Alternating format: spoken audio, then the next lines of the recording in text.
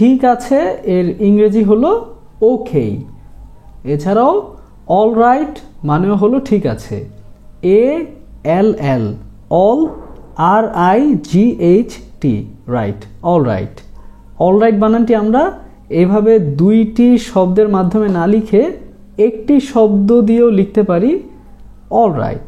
সেই ক্ষেত্রে অল বানানে একটি এল হবে, AL, all, RIGHT, right, all right.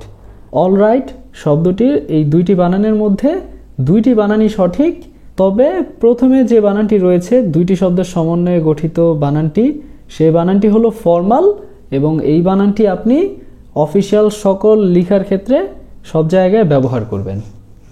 এবং দ্বিতীয় বানানটি অর্থাৎ একটি শব্দের সমন্বয়ে গঠিত বানানটি হলো ইনফর্মাল।